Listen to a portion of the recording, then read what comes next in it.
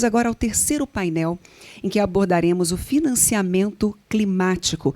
É fato que a agenda climática tem se consolidado aí como um dos principais desafios para o desenvolvimento contemporâneo.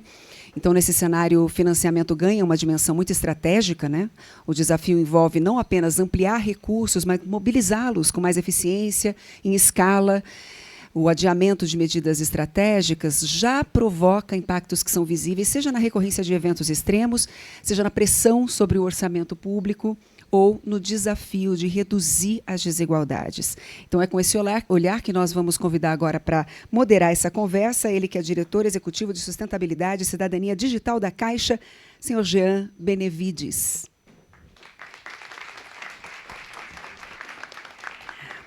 Muito bem, nós convidamos para debater esse assunto, falar sobre esse tema tão relevante, a gerente-geral da Unidade de Estratégia Governo do Banco do Brasil, senhora Michele Azevedo Alencar. Também o diretor da BDE e presidente do Bandes, senhor Marcelo Santivi. Ele que é representante especial da Finance in Common e presidente do Conselho de Administração do Instituto do Clima, senhor Sérgio Guzmão Suchodolski. Também convidamos o diretor regional Brasil e Cone Sul da Agência Francesa de Desenvolvimento, senhor Dominique Ottberg. Bem-vindo. Muito bem, então todos agora já fiquem à vontade para se acomodar. Com a palavra, o moderador. Boa tarde, pessoal. Prazer enorme estar aqui com vocês em mais um fórum da BDE, do qual eu faço com muita honra parte sou membro da diretoria, representando a Caixa Econômica Federal. Vamos tratar aqui de um tema que, como a Dal já introduziu aí, ele é de suma importância, especialmente para nós que estamos aqui representando o Sistema Nacional de Fomento, os bancos públicos, as agências de fomento, os bancos de desenvolvimento.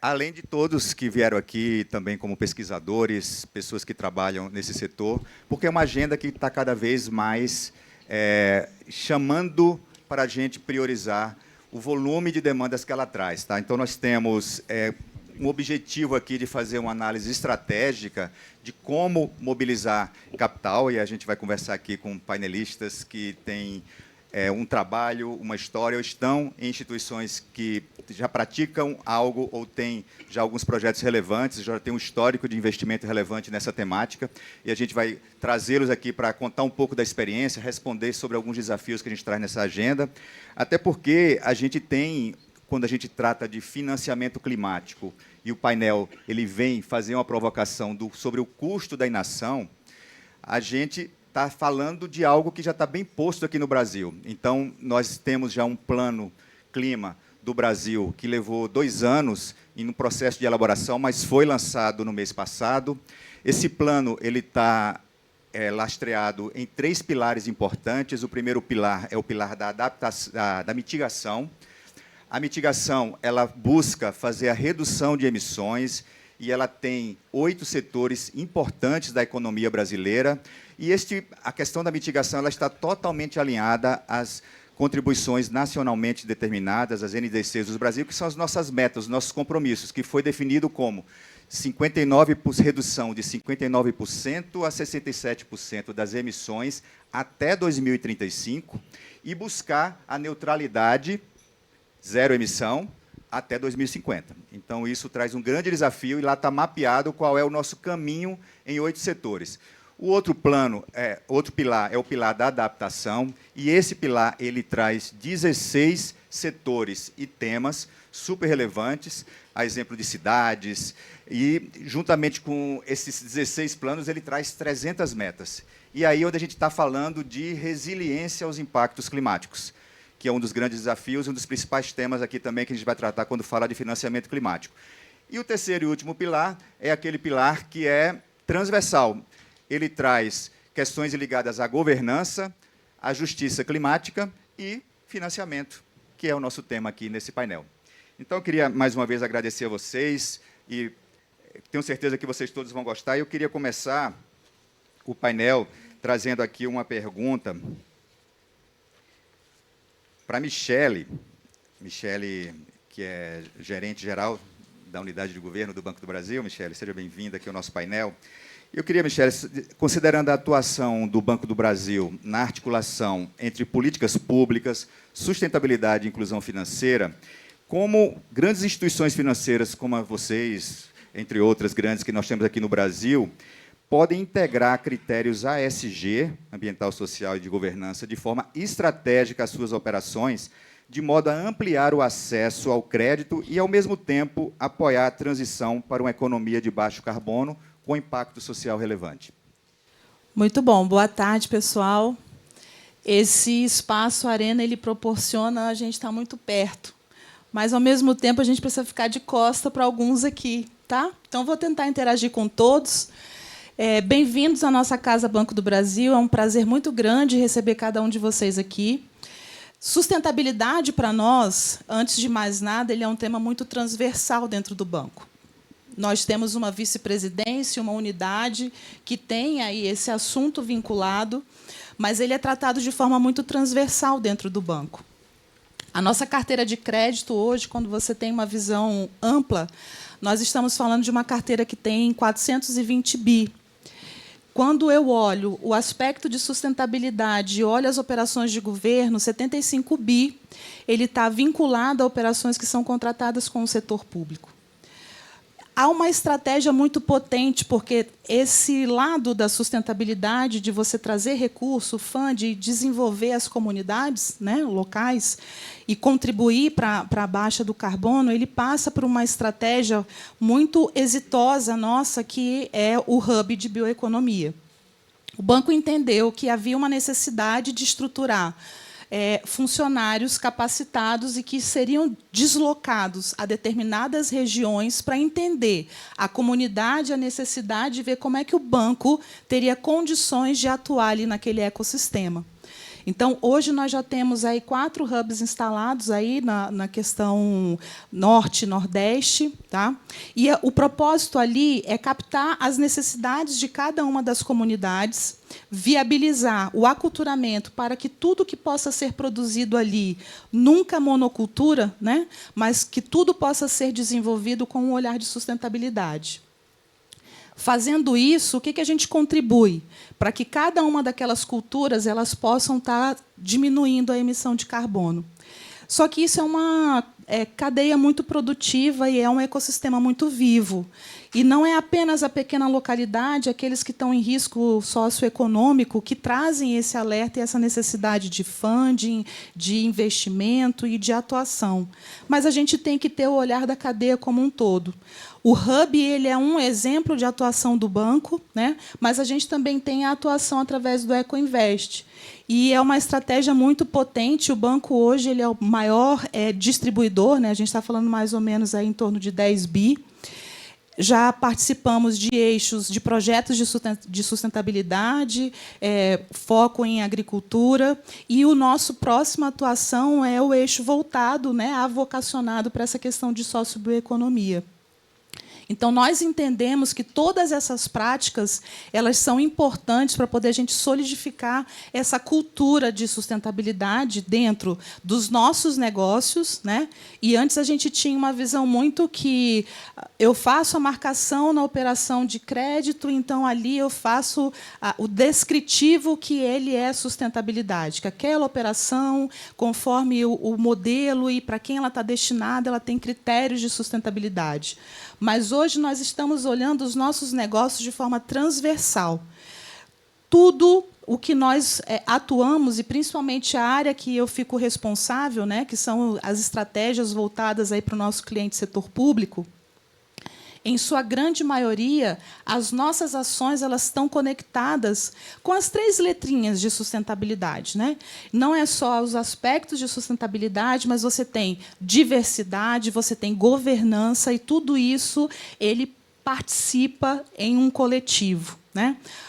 Quando nós temos aí programas do governo onde a maioria dos recursos é destinado ao empreendedorismo feminino, aquelas microempreendedoras femininas, então ali também é uma atuação sustentável, né? E o banco ele tem estruturado essas frentes de atuação também para trazer aí um reflexo para a sociedade de como esse tema ele precisa ser transversal também, para que a gente consiga trazer e ter o usufruto desse aculturamento, né? Então, quando a gente traz, por exemplo, eu dei aqui para vocês o exemplo da estrutura de hub de bioeconomia, que ele tem um foco muito em micro, mês e pequenos, né? Ali eu desenvolvo todo o ecossistema, eu entendo a necessidade, a gente tem atuado, inclusive, para viabilizar a distribuição do que ele vai produzir, através da loja Bebê, do aplicativo Bebê. Então, dentro do nosso aplicativo, tem a loja Bebê, os produtos que são produzidos ali dentro daquela comunidade. Então, assim, é a extração de castanha, é um tênis que foi produzido com borracha. Aquilo é viabilizado a sua comercialização através da loja Bebê. Então, vejam, é uma atuação muito transversal para a gente conseguir fazer com que ele receba o recurso, ele tenha a orientação e ele consiga se desenvolver. Um ponto que nós percebemos também que não adianta você fazer a estratégia chegar só o crédito pelo crédito. Veja, a nossa carteira de bioeconomia, hoje, ela representa 3 bi, com um índice baixíssimo de inadimplência. Por quê? Porque nós estruturamos fóruns de ativação de crédito. Então, quando nós estamos na comunidade, nós reservamos um tempo onde a gente vai fazer toda a clarificação para aquele público de como é que ele vai ter acesso àquele recurso, como é que ele vai fazer o planejamento dele, como é que ele vai manter a operação adimplente, e tudo isso reverbera para dentro da atuação do banco. Porque a maior necessidade é de funding. Quando eu apresento uma carteira de baixíssima inadimplência, todos os nossos parceiros internacionais que trabalham com doação e outros tipos de captação, ele entende que é importante estar associado ao Banco do Brasil, porque nós temos a governança e transparência na utilização daqueles recursos, e isso fica disponível para todo mundo. Então, é muito importante toda essa dinâmica acontecer de forma harmoniosa para que a gente consiga colocar o banco nessa posição de destaque que ele tem se posicionado nessas questões envolvendo sociobioeconomia. Tá? Depois a gente fala mais um pouquinho. Excelente, Michele. Eu acredito que essa forma de atuação em hub hoje é uma tendência de organizações grandes como o Banco do Brasil, e na sua capilaridade é bem legítima, e este ciclo que vocês conseguem não só fomentar e financiar, e, ao mesmo tempo, apoiar para que eles acessem mercados, trabalhar essa cadeia produtiva, né, com orientação para que ele permaneça ali naquele hub, cumprindo seu papel de financiamento, ele é um modelo que tende a se sustentar ao longo do tempo e ajudar o Brasil nesse ativo importante que é a nossa biodiversidade, a nossa sociobiodiversidade tão importante. Parabéns aí pelo trabalho. E eu queria agora sair um pouco do banco, vamos falar agora com o Sérgio Guzmão, que representa aqui a Finance Income, mas ele atua no mercado aí com fundos, né, com fama. Então, Sérgio, considerando aí a sua trajetória em instituições internacionais e nesse ecossistema aí de bancos, de desenvolvimento, o que é que você considera que são mecanismos que têm se mostrado mais eficazes para a gente mobilizar capital privado em escala, que é importante, né, para investimentos de impacto, especialmente em economias emergentes, e como as instituições públicas podem atuar na mitigação de riscos e na construção de parcerias que sejam, de fato, eficazes? Obrigado, Jean. Boa tarde a todos e a todas. Cumprimento todos os colegas dos bancos de desenvolvimento aqui, na pessoa da Maria Fernanda, presidente da BDE, diretor do BNDES. Uma alegria estar aqui na BDE, participando dessa discussão, né? Vamos colocar as coisas em perspectiva. O Finance in Common representa mais de 530 bancos de desenvolvimento globalmente. A BDE possui hoje 35 associados. Dos 35 associados, eu tenho o SEBRAE, que não é uma instituição financeira, os outros todos são instituição financeira, ou, se não são, atuam como instituição financeira, que é o caso da FINEP, né? Então, isso significa que o Brasil ele tem mais de 5% dessa riqueza global de diversidade de instituições financeiras de desenvolvimento. Estamos falando de agência de fomento, estamos falando de bancos de desenvolvimento, bancos públicos com carteira de desenvolvimento, e estamos falando de 3 grandes cooperativas de crédito, que são instituições privadas, mais voltadas ao desenvolvimento, que é uma riqueza muito importante do Brasil. E depois você tem o extensionismo técnico com o SEBRAE, que também tem um fundo garantidor administrado por ele. Tá? Então, nesse contexto, o Brasil é talvez um dos maiores laboratórios de desenvolvimento do mundo. Essa que é a grande realidade. E não é à toa que alguns bancos multilaterais, e eu posso citar alguns, o IFC, a AFD, o Dominique pode falar melhor, que é a DFI francesa, tem a sua maior carteira no Brasil. O IFC, que é o braço privado do Banco Mundial, tem a sua maior carteira global de projetos no Brasil, né? E vários outros bancos multilaterais, o BID, a CAF, tem uma carteira no Brasil que já está praticamente no seu limite de exposição nacional. Então, isso significa que nós temos uma capacidade de absorção para financiamento de projetos muito grande, muito diversa, porque não só somos uma economia emergente, entre as 10 maiores do mundo, um país que tem vários desafios. No painel anterior estavam fazendo a referência antiga dos economias também. Nós somos a Belíndia, né? Tem um pouco de Bélgica, um pouco de Índia, as regiões são muito diversas, é um mosaico, e que também é a fortaleza nossa. E nós temos um sistema nacional de fomento que ele está muito adaptado para essa realidade, porque nós temos no Brasil um dos maiores bancos de desenvolvimento do mundo, que é o BNDES, está entre os 5 maiores do mundo, e nós temos, ninguém sabe disso, mas nós temos o menor banco de desenvolvimento do mundo também, que é a Agência de Fomento de Roraima. Então é interessante, nós temos a capacidade, e falou-se isso também no outro painel, de fazer esse financiamento da ponta, né? Eu acho que a colega tinha até falado dos municípios, inclusive com bancos de desenvolvimento que fazem crédito a município por meio de editais e plataforma digital. Fui presidente de um deles, não vou dar o nome, mas faz isso com muita competência, né? E você consegue direcionar e fazer chegar em municípios muito pequenos, inclusive recurso internacional. Eles não podem tomar direto, mas o banco pode tomar, fazer o swap, entregar em real e fazer esse financiamento. Então, Jean, respondendo a sua pergunta, eu acho que nós temos os instrumentos todos de mobilização de recursos para o financiamento climático, seja de mitigação ou adaptação, e eu diria inclusive de inovação, nós temos eles presentes no Brasil. Eu acho que nós temos um desafio de otimizar essa rede. Ela existe, mas eu diria, na minha avaliação, que ela ainda não está, vamos dizer, no auge da sua potência. Ela existe, ela é muito forte. Os casos brasileiros, eu acho que são muito relevantes, mas ela ainda não atingiu o auge da sua potência. E eu acho que um dos temas é a boa governança. A gente tem um debate aqui muito entre as diferentes escolas de economistas, mas eu acho que tem um tema que une a direita e a esquerda, que é os bem-intencionados, que é a governança e o combate à corrupção.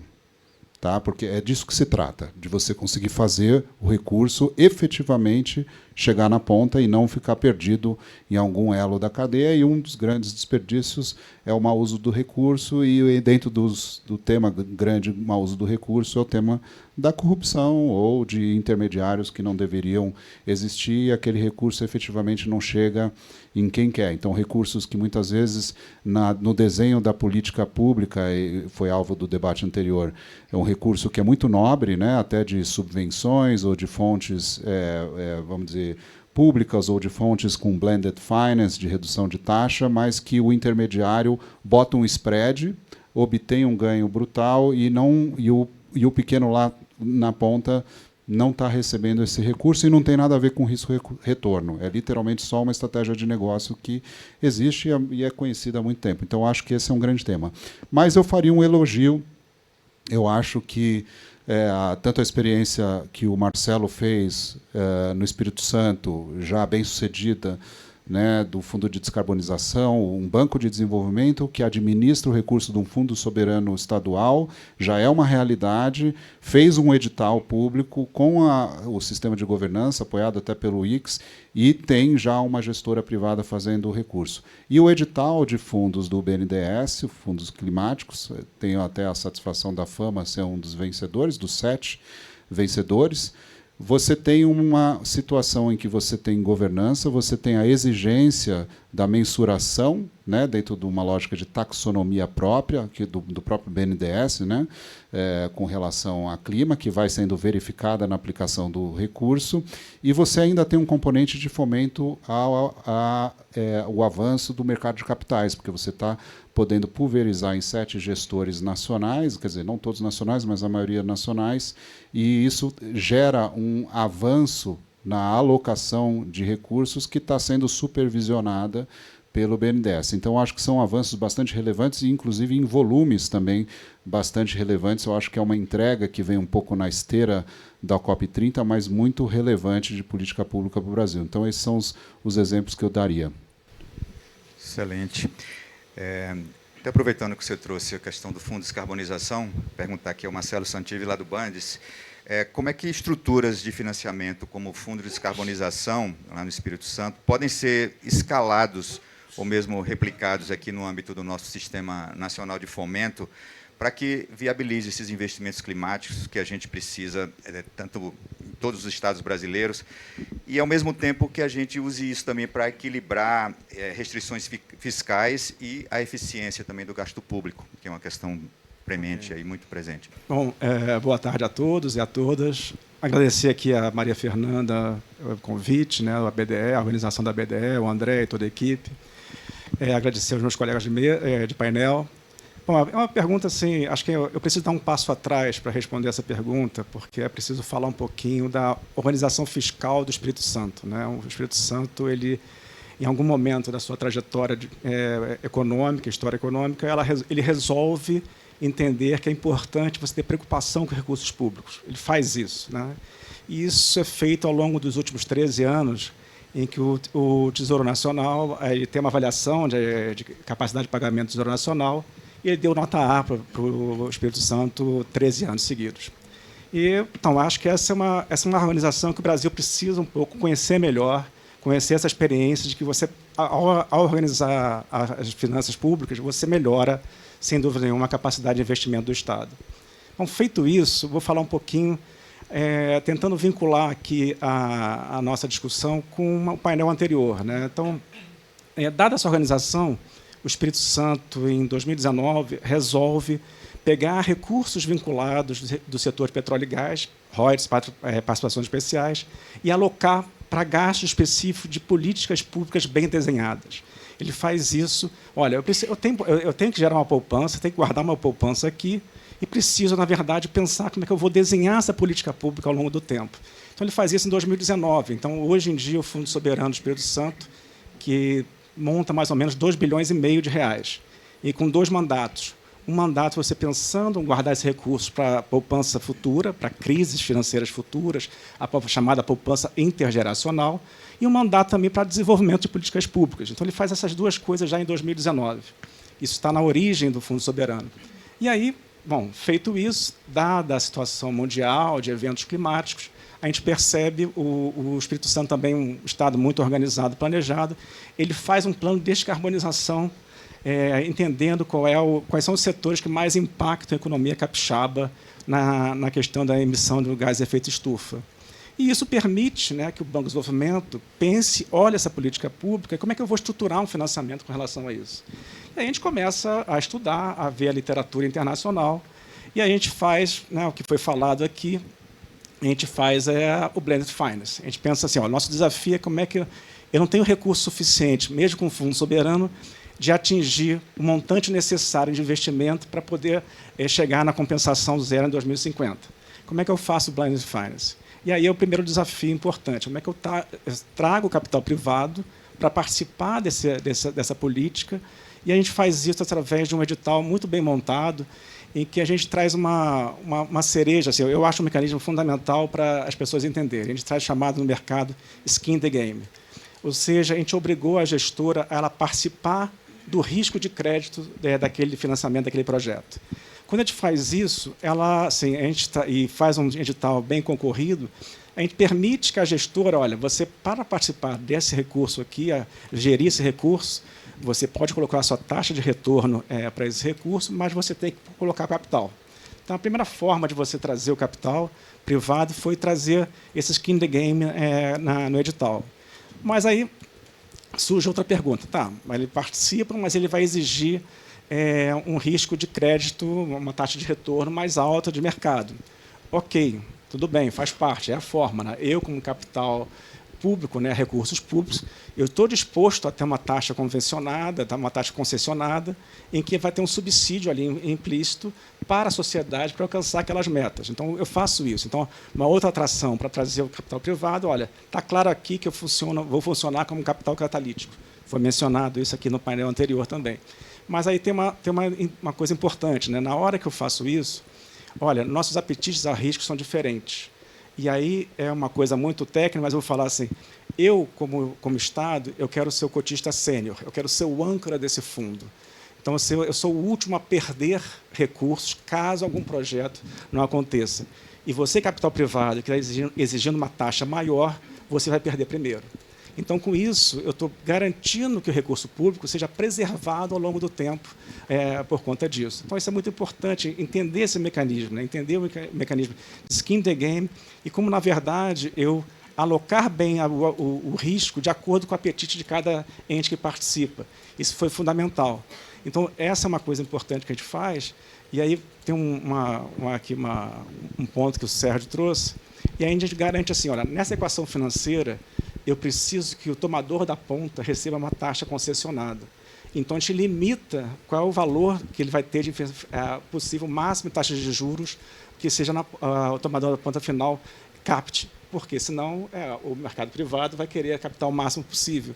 Então, com essa equação financeira, a gente consegue um pouco criar um instrumento que atenda, né, assim, a alguma coisa que é colocada no mundo em geral. Como é que eu trago capital privado para participar dessa política pública, desse desenvolvimento regional, a taxas adequadas, com um volume bastante expressivo, e a gente consegue, colocando, para vocês terem uma ideia, um estado pequeno, né? O estado do Espírito Santo, para vocês terem uma ideia, é 2% do PIB nacional, ele é muito pequeno. A gente colocou 500 milhões de recursos do Fundo Soberano e o capital privado que veio colocou mais 400 milhões. Então, quase já de largada, eu dobrei o recurso. Então, tem 900 milhões de recursos do Fundo Soberano, desse fundo, para você financiar projetos que venham, na verdade, reduzir a emissão de gases de efeito estufa. Então, assim, explicando isso aqui, como é que eu faço isso para replicar nos outros estados? É sempre difícil, né? Mas a primeira coisa que eu estou chamando a atenção é estados organizados podem fazer o que o meu colega Manuel Pires chamou a atenção. Olha, posso pensar em reservar um recurso para fazer investimento e isso, na verdade, gera externalidade lá na frente para poder, na verdade, beneficiar a própria sociedade. Então, um pouco você se organizar financeiramente, não quer dizer que você vai poupar para o resto da vida. Você, na verdade, vai poder alocar melhor aonde vai gastar esse dinheiro, esse recurso público para a sociedade. E significa você pensar no investimento daquela sociedade, pensar como ele vai se desenvolver ao longo do tempo, como é que ele vai incluir pessoas ao longo do tempo e fazer políticas públicas bem desenhadas. Então, a partir disso, assim, acho que esse é o receituário que eu diria, né? Organizar as finanças públicas, mas pensar em desenvolvimento econômico com políticas públicas bem desenhadas. E, sim, por último, se tiver tempo para falar, a gente fez uma governança muito importante desse fundo. Esse fundo ele tem uma gestora privada, com todos os seus interesses e mecanismos privados lá colocados, tem lá o seu comitê de investimento, mas a gente também pensou em ter um comitê de assessoramento, em que, na verdade, nesse comitê de assessoramento, o Estado está não só monitorando o que está sendo investido, mas passando a estratégia de desenvolvimento que ele entende ser a melhor para o Estado. Então, tem 2 pessoas que pertencem a esse fundo, a esse comitê de assessoramento. Então, é uma governança que funciona, a gente pode até contratar uma segunda opinião para poder avaliar se aquele projeto, de fato, vai gerar impacto ou não, mas essa é uma forma interessante. Então, o recado aqui para os meus colegas, assim, Acho que o Paraná também está seguindo a mesma linha. Olha, o recado é assim, tem como fazer, tem instrumentos e mecanismos de você pensar de uma forma interessante, uma forma inteligente de você adotar mecanismos financeiros, tendo bastante consciência do conceito que você quer fazer. Investimento público para gerar desenvolvimento econômico regional, é isso que a gente pretende aqui, tanto no Espírito Santo, mas todos os nossos colegas também. Excelente, Marcelo. O que você trouxe aí é algo super importante nesses novos arranjos financeiros, novos modelos de estruturação financeira que a gente precisa começar a conhecer e já se inspirar em instituições como o Bandes, que já fez isso. Isso está muito próximo também ao que o Ministério da Fazenda, né, por meio do Ecoinvest, lá que o Tesouro Nacional lançou no leilão, do terceiro leilão do Ecoinvest. Ele também mobiliza para esse tipo de estruturação, né, da gente pensar um recurso que a gente mobilizou para estruturar uma cota sênior, para poder mobilizar capital externo, tanto nacional como internacional, para que a gente invista em startups, em spin-offs, que estejam dentro das temáticas do Plano de Transformação Ecológica. E isso tem feito os bancos se mobilizarem. Isso é a experiência que a gente está vivendo na Caixa, no Banco do Brasil, BNDES. Todos os bancos que estão participando desses leilões estão sendo provocados a repensar esse modelo tradicional, né, de só captar e aplicar, e a gente trabalhar esses arranjos e essas modelagens que são sofisticadas, mas são necessárias para mobilizar capital. Talvez os meus colegas do Tesouro Nacional tiveram um tempinho de olhar um pouquinho o Estado pequeno e aproveitar o que a gente fez lá no Espírito Santo. Boa. Então, falando sobre essas modelagens, aí temos aqui o Dominique, de uma agência com a tradição grande em fazer financiamentos no mundo todo. E, a partir dessa experiência, Dominique, da FD, em financiamento de projetos para cidades sustentáveis, temática forte aí que vocês vêm trabalhando aqui no Brasil, especialmente, quais modelos de estruturação financeira, como Blended Finance e parcerias com as instituições do Sistema Nacional de Fomento, você acredita que têm se mostrado mais eficazes para a gente reduzir esse custo de inação, né, que a questão do impacto climático vai exigir da gente? E, ao mesmo tempo, a gente conseguir alavancar capital privado para que projetos de infraestrutura resiliente nas cidades brasileiras, nos territórios mais vulneráveis, possam acessar. Muito obrigado, João.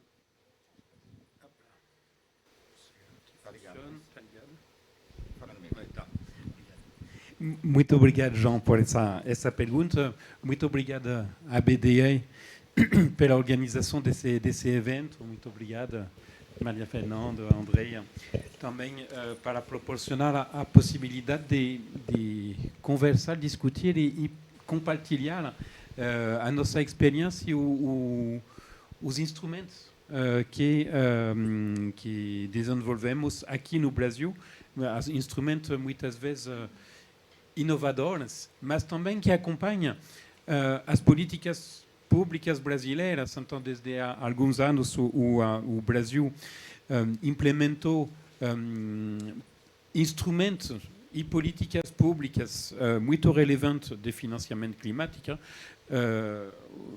João falou do plano climático que foi aprovado, tem o plano de transformação ecológico, falamos do instrumento Ecoinvest também, que facilita, que permite inovações financeiras junto com financiamento internacional, como financiamento que pode ser trazido pela Agência Francesa de Desenvolvimento.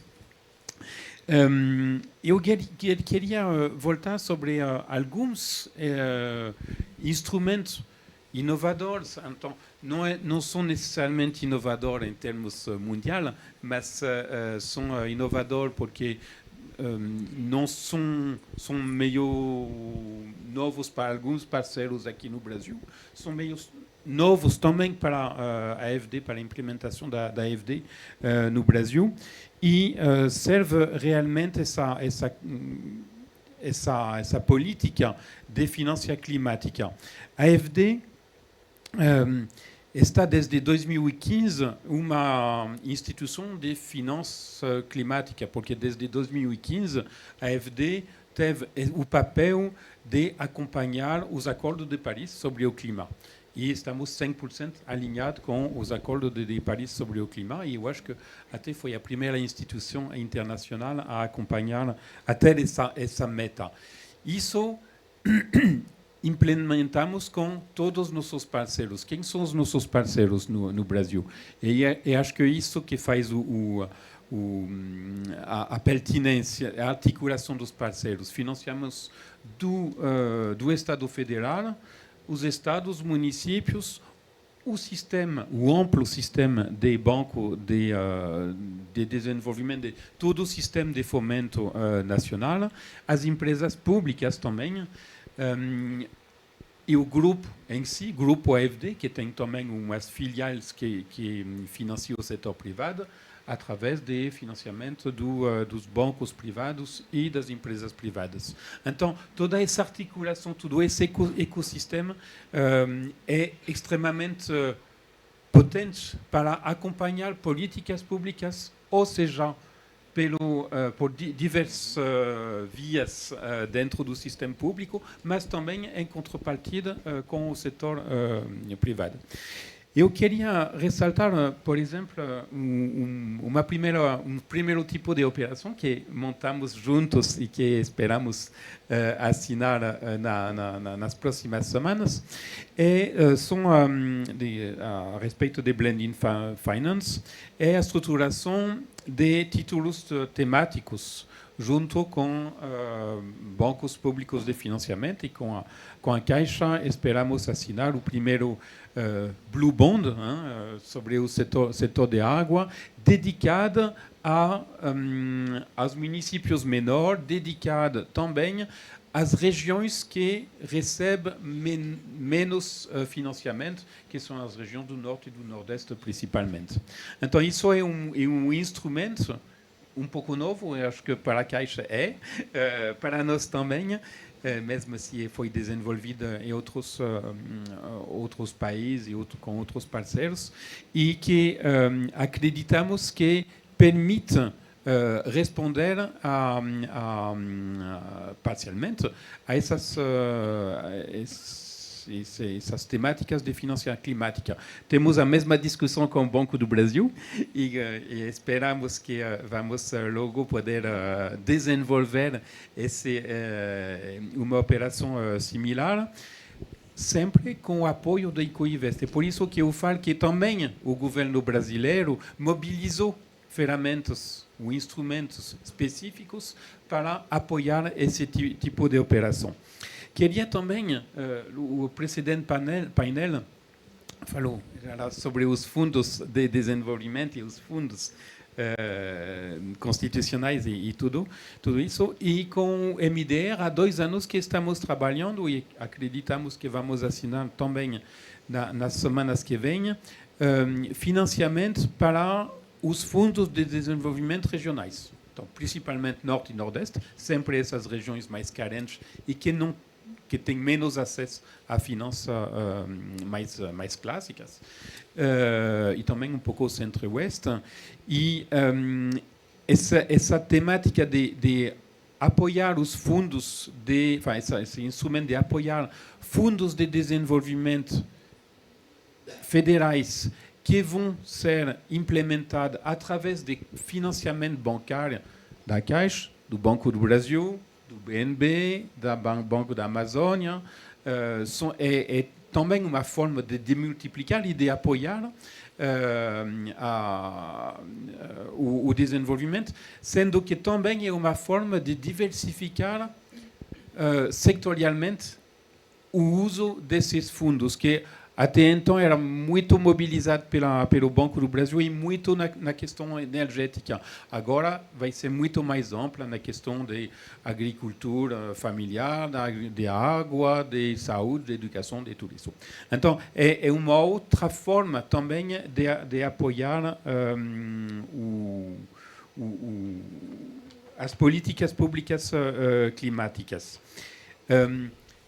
Durante a COP foi assinado também um acordo entre um compromisso, não ainda uma operação financeira, mas com a KfW, a CDP italiana e a AFD francesa para financiar o Fundo Clima. E isso também é uma nova forma de apoiar as políticas públicas climáticas do Brasil. Eu queria também não é só através dos bancos e dos fundos. Falei do nosso apoio às empresas públicas. A AfD trabalha muito no setor das infraestruturas sustentáveis e muito no setor de água. Ano passado, assinamos, junto com a CAGES, a empresa de água do Ceará, uma operação que era chamamos de empréstimo transformacional. Era um empréstimo que não é ligado a fazer investimento em canalizações, estação de tratamento e tudo isso, mas a acompanhar um projeto de empresa, de toda a empresa, numa estratégia global de desenvolvimento. E isso achamos muito importante porque não são sempre fundos de investimento que precisam. Muitas vezes são um mix de fundo de investimento, fundo de rolamento, fundo de funcionamento para organizar a empresa, para atingir metas de organização interna que permitem potencializar os investimentos. Então, esse tipo de financiamento foram 200 milhões de euros, o maior empréstimo que a CAGES nunca contratou até então. E isso é uma forma de apoiar uma ambição e de confiar na qualidade da maturidade de um parceiro e para apoiar a sua estratégia completa. Isso é muito ligado e basicamente, fundamentalmente, a 90% registrado como finança climática. Também queria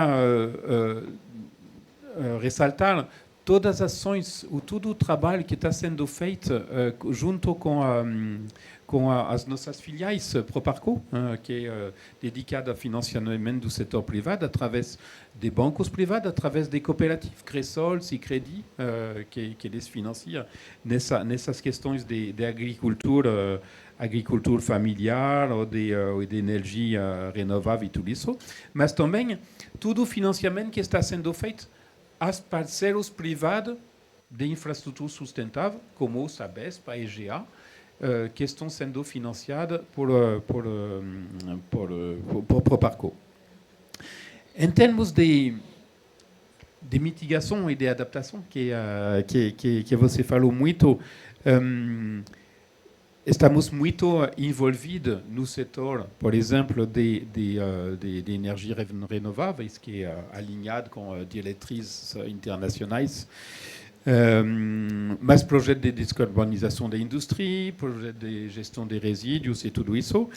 E a questão de adaptação é mais complicada, porque a questão de adaptação é de repente mais local, é mais junto com os municípios, é ligada à infraestrutura resiliente local e tudo isso. Então, por isso, trabalhamos mais com municipalidades.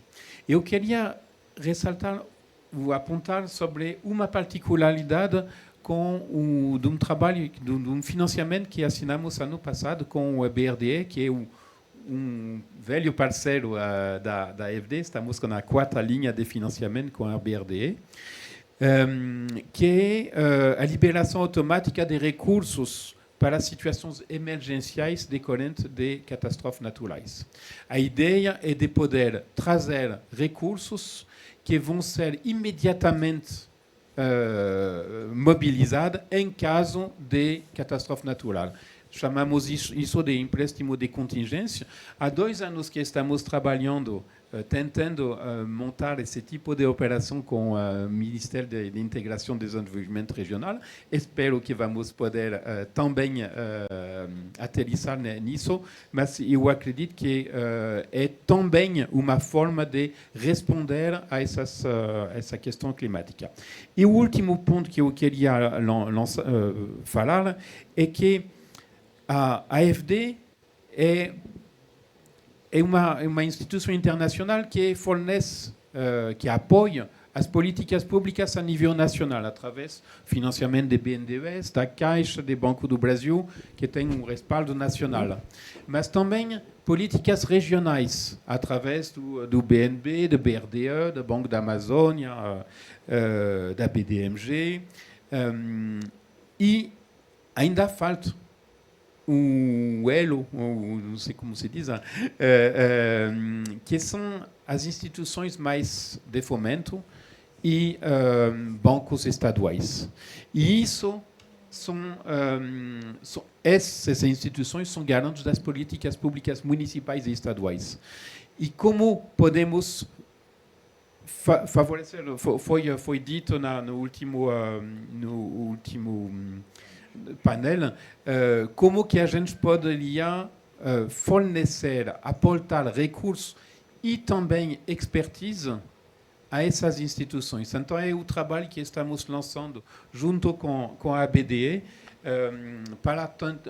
em cima de uma classificação, uma taxonomia das instituições que foi feita com o apoio do FGV, para tentar identificar e exemplificar ou ilustrar com duas, três instituições o fato de poder trazer financiamento para essas instituições menores, para aumentar a capilaridade e colar mais das políticas públicas locais climáticas. Muito bom, Dominique. A gente vê assim, a amplitude de soluções que a FD está trazendo, né, de experiências em outros países aqui para o Brasil, e que isso diversifica assim, a forma como a gente estrutura essas soluções para financiar o Plano Clima. E aí eu queria lançar para vocês três aqui, se vocês quiserem responder, um complementar o outro, algumas perguntas que eu tenho aqui, para a gente abrir também para a plateia fazer algumas perguntas posteriormente. Diante do que foi falado aqui, quais os instrumentos financeiros vocês acreditam que têm maior potencial de escala para viabilizar investimentos, tanto em mitigação, né, que nós temos 8 setores aí para reduzir emissões, como também em adaptação, os 16 setores que o Plano Clima definiu, né? E quais são os principais gargalos para ampliação desses instrumentos financeiros aqui no Brasil?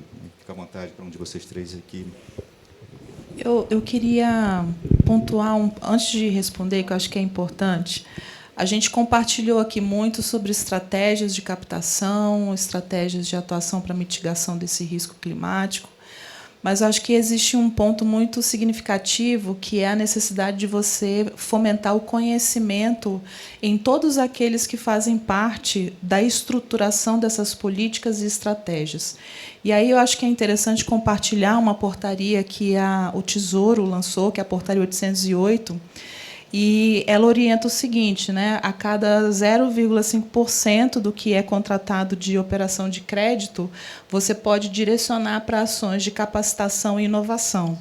Então, o que significa isso? Você tem um direcionamento de capacitação para subnacionais em relação a uma maior resiliência e transparência na gestão fiscal e todos os outros conhecimentos que fazem parte dessa dinâmica de um município inteligente. Por exemplo, a gente tem estruturado um MBA onde você vai trabalhar ali a questão do crédito de carbono. Isso é muito importante. As pessoas precisam saber a técnica para que elas possam estruturar as estratégias e políticas aonde ela está alocado, no pequeno município, naquela localidade onde, às vezes, está um pouco mais distante. E ali, ele tendo conhecimento, ele consegue fazer a diferença. Isso é um ponto muito importante. E quando a gente fala de inovação, e o seu case, né, é muito importante e é um exemplo mesmo para todos, mas a portaria também aporta recursos para você atuar em ações de inovação. E a gente tem trabalhado aqui nas nossas falas aqueles contextos um pouco mais abrangentes de financiamento. Mas eu quero trazer aqui à memória ações onde você desenvolve o município inteligente e resiliente. Então, através da atuação de ações de inovação com GovTechs, você coloca na mão do município soluções diferenciadas e que contribuem para todo esse ecossistema de sustentabilidade. E eu posso dar um exemplo muito potente aqui para vocês, que é a questão do bebê alimentação escolar, por exemplo. Eu tenho uma GovTech que desenvolveu uma solução de inteligência artificial, e a gente vai na escola municipal, naquele pequeno lugar que está bem afastado de tudo. Você, com inteligência artificial, consulta o que cada aluno gostaria de ter na merenda, né, para se alimentar, para conseguir estudar, aprender e se desenvolver. Junto com as nutricionistas, você faz um cardápio totalmente estruturado para o benefício daquelas crianças daquela escola. Você faz o aculturamento das merendeiras para que elas produzam aquele alimento com o menor desperdício possível. E aonde que a gente chega? Olha que interessante. Os produtos que vão servir e vão ser produzidos ali naquela merenda, eles são da localidade, da comunidade. Então, você está fomentando a economia local. Quando você traz esse aculturamento para as merendeiras e para todo mundo que está dentro daquela escola, você contribui com a redução de desperdício. Eu tive a oportunidade de visitar uma escola na periferia de Belém, né? Então, assim, vocês imaginam aquela realidade econômica, e ali eles estavam não só atuando com todo esse ecossistema, mas a escola construiu um biodigestor. Então, o que era ainda de desperdício de alimento era utilizado para gerar energia para fazer a merenda. Então, veja que exemplo rico quando a gente está olhando essas ações que não são ações triviais, mas que respondem para tudo o que a gente está conversando aqui, de resiliência climática, de novas atitudes, no que eu estou falando de preservação, porque você traz esse aculturamento a esses jovens que vão construir esse futuro que a gente vai viver muito próximo. E você contribui para amadurecer toda essa dinâmica aí que a gente está conversando. Então, acho que é muito importante a gente fazer essa conversa, porque é um bate-bola aqui, né, de trazer outras questões que estão sendo potencializadas e fazendo ter uma atitude diferente em relação a esse tema. Tá? Eu queria colocar isso aqui, porque eu acho que é muito importante. Perfeito. Obrigado, Michele. Eu queria participar da discussão com 3 temas diferentes. A gente está aqui numa conversa do universo do Sistema Nacional de Fomento, né? Essa é a nossa plateia, e é um momento de reunião anual muito relevante. A gente tem uma oportunidade de ouro. Tem 3 temas que eu considero oportunidades e gargalos ao mesmo tempo. Primeiro tema: segunda-feira eu estava em Curitiba participando no Tribunal de Contas do Estado do fórum, de uma sessão do Fórum Brasileiro de Fundos Soberanos. Está aqui representado. Nós temos 2 estados que já avançaram e já, inclusive, do ponto de vista regulatório, já deram passos concretos, que é o Paraná, recentemente, inclusive com um decreto publicado na segunda-feira, né, e passa a constituir o seu fundo soberano, que vai ser operacional em poucas semanas. A gente tem o caso do Espírito Santo, que a gente já comentou. Nós temos vários municípios que possuem um projeto ou um fundo soberano já em operação, estão recebendo royalties da mineração ou de óleo e gás, né, no Rio de Janeiro, no próprio Espírito Santo, em vários outros estados, em Minas Gerais, vários desses municípios, mas falta um tema de uma resolução do CMN, do Conselho Monetário Nacional, para que efetivamente a gente tenha segurança jurídica e regulatória para que esses fundos, né, e a gente está falando disso, que podem ser direcionados para política pública, inclusive no tema de descarbonização, mas não somente, e dessa maneira nós destravamos um recurso muito relevante. Eu acho que esse é um tema que tem um gargalo e uma oportunidade. O segundo tema: nós temos 16 agências de fomento no Brasil. Algumas delas, na verdade várias, até os anos 90, foram bancos de desenvolvimento. Como a gente sabe, na questão regulatória existe um potencial de alavancagem quando você tem um banco de desenvolvimento muito maior, portanto você consegue mobilizar mais recursos, inclusive na captação internacional. Nós temos agências de fomentos que já têm carteiras de mais de R$1 bilhão. Eu fui presidente de uma delas. Mas nós temos pelo menos, acho que umas 4 que têm esse potencial. Eu acho que uma agenda seria discutir com o Banco Central a permissão, a autorização para que elas possam, se desejarem, se os estados, os acionistas desejarem, se converterem em bancos de desenvolvimento, né? Tem décadas que a gente não tem uma autorização para ter um banco subnacional de desenvolvimento. Isso é uma espécie de uma proibição tácita desde que esses bancos foram liquidados nos anos 90. Eu acho que a gente já aprendeu com essa experiência e poderíamos aí destravar também mais recursos, inclusive, para esses objetivos de política pública. E terceiro, falou-se aqui dos fundos regionais de desenvolvimento, né? É um potencial bastante relevante. Nós temos regiões do país que têm várias instituições que fazem parte da BDE, mas que não têm acesso a esses fundos. O Nordeste, por exemplo, a Agência de Fomento de Pernambuco não tem acesso ao Fundo, né, de Desenvolvimento do Nordeste, o regional, FNDE. O FNE, mas o outro também, os dois, estou falando dos dois. E tem vários, os estados todos estão equipados, né? Desembaía está aqui presente, vários estão aqui presentes, fazem um ótimo trabalho. Poderiam também, se tivesse um pequeno acesso que fosse, pequeno acesso, nós estamos falando aí da casa de algumas dezenas de milhões para começar, pequeno.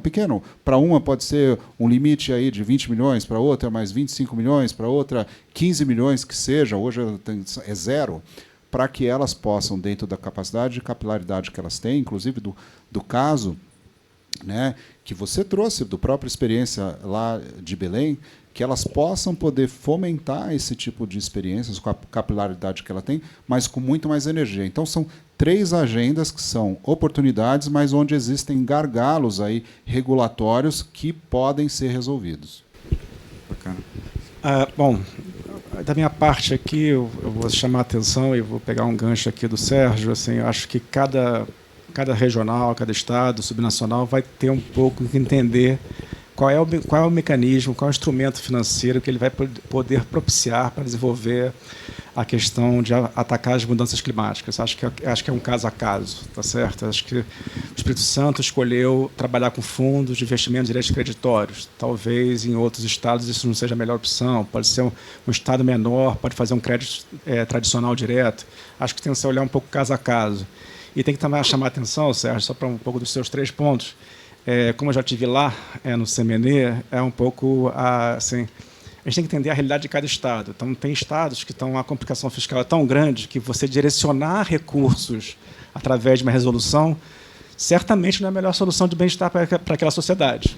Eu acho que tem um caso específico, né, que todo mundo conhece, que é ruim. Então, você direcionar um recurso de fundo soberano específico sem resolver a questão fiscal de algum estado, não necessariamente isso pode ser uma coisa boa. Mas pode premiar.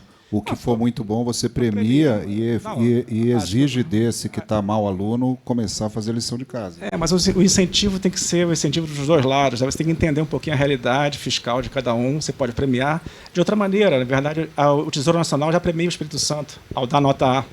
Isso me permite ter um financiamento melhor, permite ter acesso a outros financiamentos. Então, tem que tomar, acho que é um pouco, só para chamar a atenção de que essa resolução do CMN tem que olhar caso a caso para pensar o melhor do bem-estar de cada sociedade. Eu encarnei o ex-presidente da BDE e ele encarnou o ex-secretário nacional do Tesouro, hein? Infelizmente, certas coisas não largam da gente, né?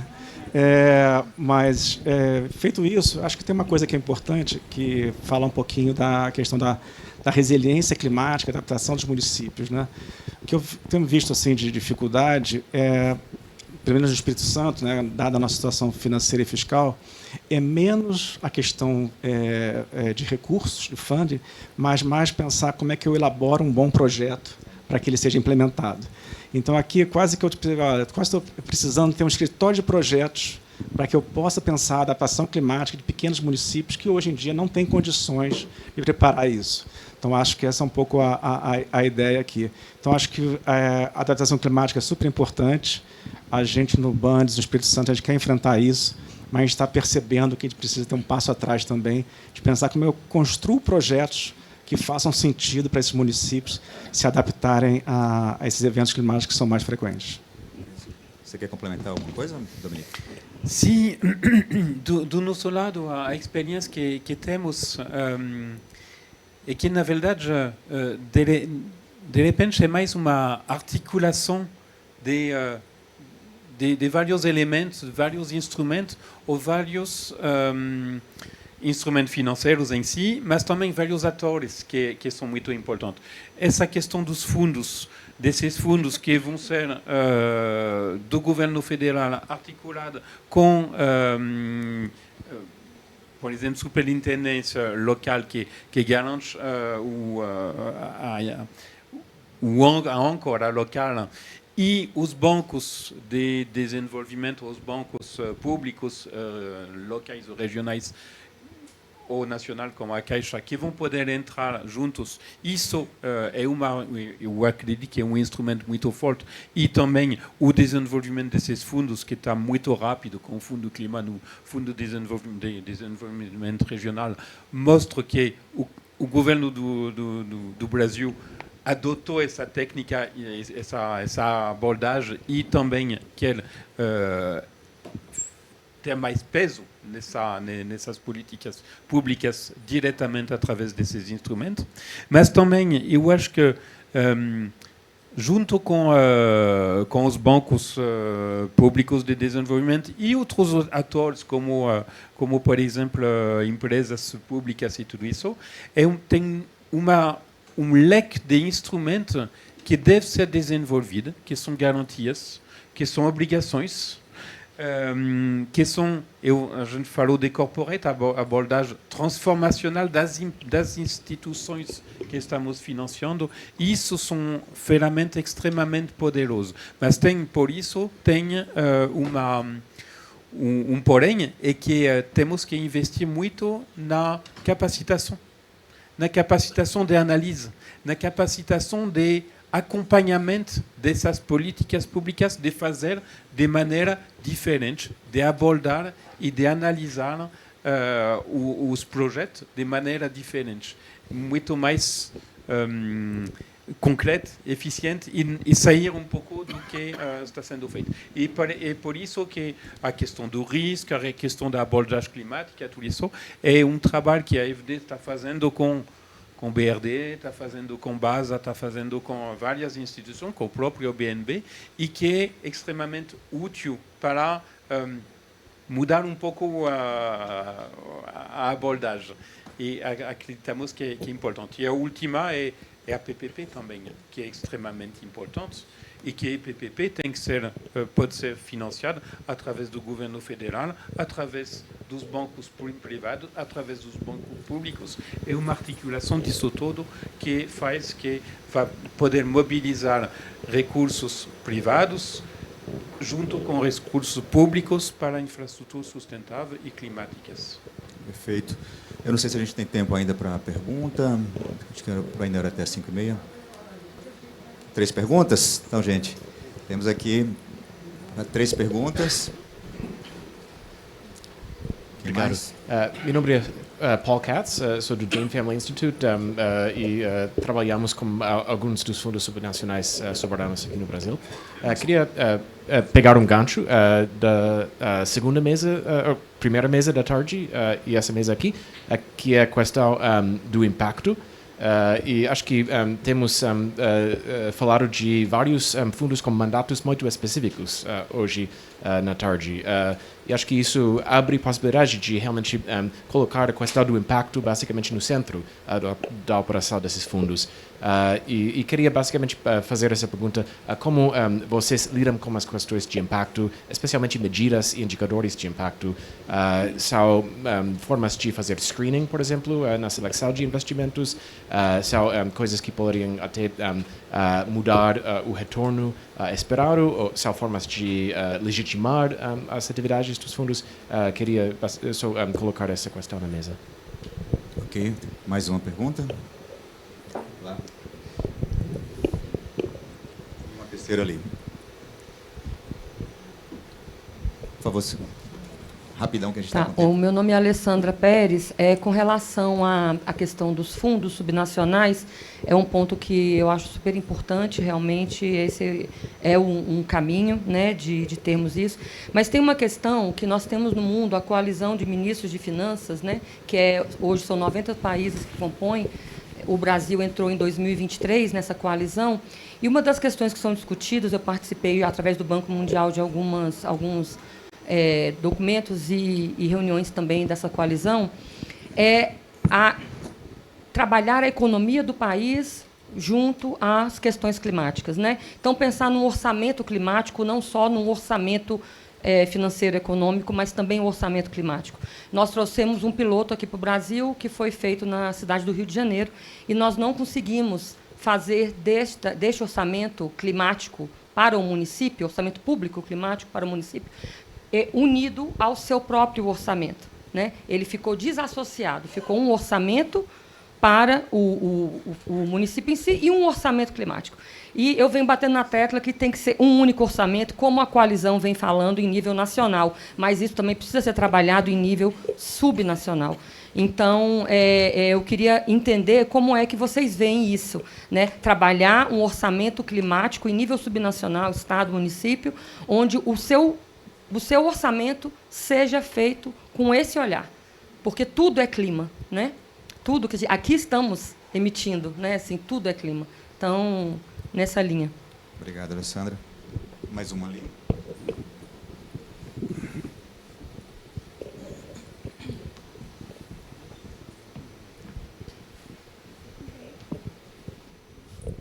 Olá, boa tarde. Eu sou a Caroline Taquita Levi, eu represento aí a Amazônia e a Climate Hack. E a minha pergunta é muito sobre as Nature and Climate Hacks. Como que vocês acham que é o papel da tecnologia e o fomento dentro de Venture Capital e For Equity? Muito bem, são 3 perguntas diferentes, né? Cada uma, como é que vocês querem falar sobre a questão do impacto? Eu vou falar de impacto porque eu vou dar o exemplo do Fundo de Descarbonização um pouquinho para responder uma coisa bem recente, né? A gente tem basicamente a gestora desses recursos, ela faz um primeiro levantamento de informações, de screening dos projetos, verificar se tem ver se tem um inventário de emissão de gases de efeito estufa, qual é o plano e o projeto que ela tem para descarbonização. Essa primeira avaliação tem que ser feita e apresentada. A partir daí, no Fundo de Descarbonização, depois, eu não sei se já está no ar, mas assim, a gente fez uma política de investimento sustentável, onde lá tem os 5 indicadores que nós vamos acompanhar para você olhar tanto a empresa quanto o projeto especificamente. A gente achou que 5 indicadores obrigatórios e não impedido de colocar mais indicadores por setores ou por projeto. Isso vai estar lá no site, então a gente faz isso de forma transparente e aberta. E a gente colocou também um mecanismo de incentivo.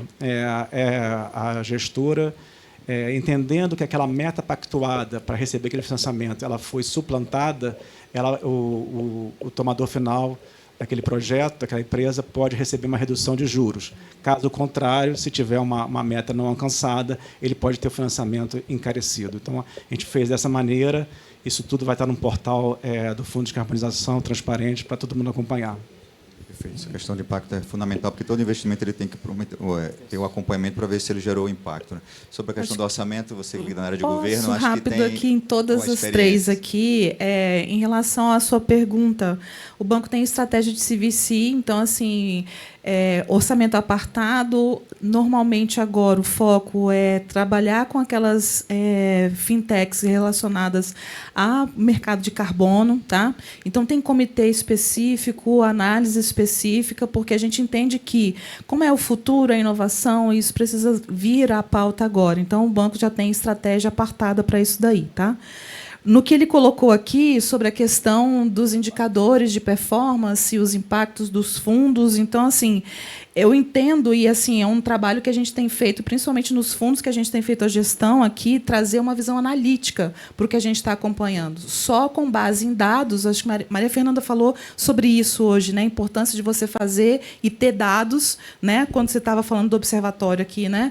Então, acho que conecta. Quando a gente tem dados, a gente acompanha, você consegue colocar os KPIs ali, acompanhar, ver performance, e o mais importante, que é o grande entregável que a gente tem o anseio de fazer, fazer. É você ter um programa e, no final, você entender e conseguir fazer uma avaliação como gestor do fundo se ele foi efetivo ou não para viabilizar a política pública a qual ele estava vinculado. Então, hoje eu represento o FGO, o FCO também, que é um fundo constitucional, a gente falou aqui, né, do de desenvolvimento, e ali a gente está chegando neste momento, onde eu consigo ter os dados, eles estão públicos, convido você a acessar a página lá do FGO, tá? Informações gerenciais, dashboard, você vai conseguir entender até o município, quanto que ele está recebendo, qual é o público, e fazer a análise reversa em relação às políticas. Tá? E me perdoe que eu esqueci a dela. Né? Orçamento, eu concordo com você. Eu vou trazer um pouco da discussão em relação à CVM 193. Por quê? Ali você traz um nível de discussão S1 e S2, né? Muito voltado para a nossa maturidade enquanto instituição financeira. Eu tenho um regulador e ele agora me cobra um nível de transparência, de exigência e análise muito maior. Então, antes a gente tinha o quê? Uma carteira de crédito, eu fazia uma marcação ali, conforme o que eu tinha de critério mínimo. Agora não. Agora eu tenho que olhar o meu balanço, eu tenho que declarar no meu balanço exatamente isso para poder você conseguir fazer o acompanhamento. No momento que você tem essa dinâmica para as instituições financeiras de olhar para essa questão, ter um orçamento vinculado, eu acredito que você consegue trazer o aculturamento de uma forma mais ampla. E eu concordo, sim. Eu acho que tudo é clima. Não tem como você trazer uma dinâmica de orçamento e depois você apartar. Como é que você faz a gestão do todo? Porque, às vezes, você faz uma ou outra estratégia e ele não conecta com o todo. Então, acho que a percepção que eu tenho é essa. A gente está num caminho evolutivo. Então, agora, eu, enquanto instituição financeira, eu tenho um nível e um rigor muito maior a ser observado. Você vai passar por isso também, né? Sim, todos então, estamos passando. Isso vai colaborar numa visão de sociedade para a gente conseguir chegar nessa maturidade. Respondi as 3 rapidinho aí. Ótimo. Sobre impactos, talvez você queira falar, né? Talvez falar Sérgio. muito rapidamente. Eu acho que está falando meio do copo meio cheio, eu vou falar um pouquinho do copo meio vazio, infelizmente, né? Porque vários de nós estávamos envolvidos aí lá em 2015 e com muita esperança, tanto do Acordo de Paris, da Agenda 2030, que também nasceu em 2015, da Agenda de Ação e Financiamento Internacional de Addis Abeba, que toca os bancos de desenvolvimento, e 2015 foi um ano riquíssimo. Então a gente achou que a gente tinha um plano de voo para os próximos 15 anos. Só que não deu certo, gente. Assim, infelizmente. Não vou nem dizer que foi. Tem muitas experiências que deram certo. Eu conheci, por exemplo, o governo estadual na Índia que tem o orçamento totalmente alinhado com os ODS. E funciona super bem, e a eficiência do gasto público foi lá em cima, num programa que o PNUD ajudou. Tem estados brasileiros que eu acho que tiveram experiências, ou municípios também bastante relevantes, eu acho que vale a pena mencionar isso. Só que hoje a gente vive um mundo, sobretudo no Brasil, onde há uma tensão enorme entre o Executivo e o Congresso Nacional, e agora também temos o Judiciário envolvido nessa tensão. Então, como é que a gente vai conseguir? Eu acho que o desafio é a gente repactuar, né? A gente tentar conseguir ferramentas, e aí eu acho que até é importante a gente pensar que o orçamento público pode ser uma delas, a gente conseguir voltar.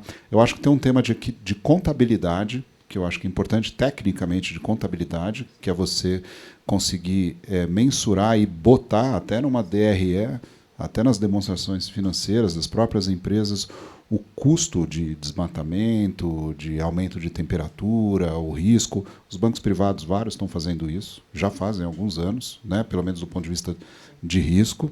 Então, isso também deveria ser incorporado no setor público, no orçamento, no setor privado, na contabilidade das empresas, inclusive no insumo, enfim, na sua pegada de carbono.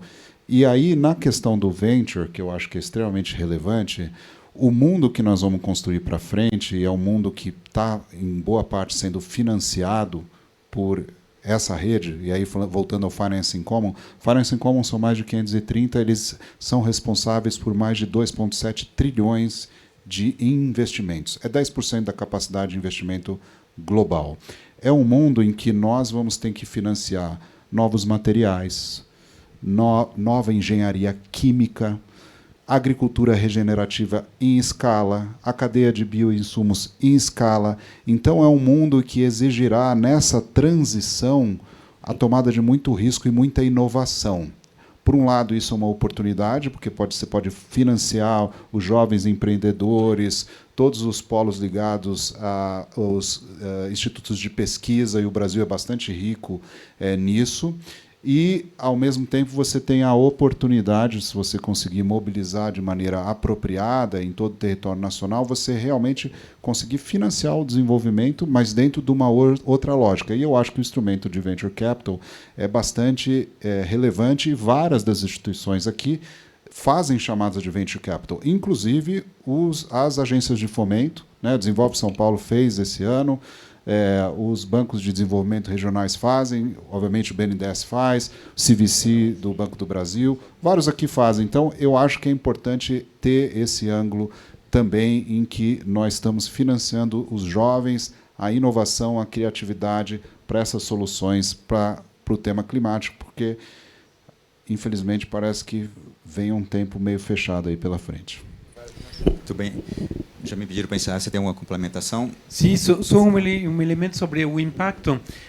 Trabalhamos junto com o governo federal para uma modelização dos impactos em termos de clima das escolhas macroeconômicas do governo. É um trabalho de pesquisa que foi desenvolvido em vários países e também que está sendo desenvolvido com o Brasil. Isso também permite ilustrar, iluminar, não sei bem como se diz, quais são os impactos dessas escolhas macroeconômicas do governo, a nível de governo federal. Não trabalhamos ainda a nível de governo de Estado, mas há de vir.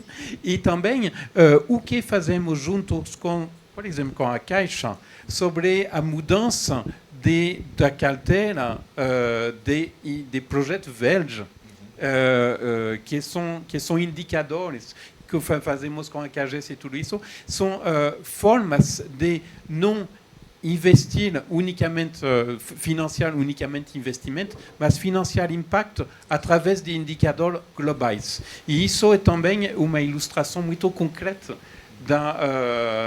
do financiamento. É por isso que eu falei dos instrumentos de corporate, de obrigações temáticas, tudo isso, porque também é uma forma de alcançar impactos maiores. Exatamente, essa experiência com a Caixa é uma possibilidade de uma redução na taxa se a gente atingir metas, por exemplo, do aumento da nossa carteira de finanças sustentáveis, que a gente assumiu com o nosso planejamento estratégico. Então, com isso, o recurso tem um bônus ali com uma redução de taxas, são formas de você incentivar.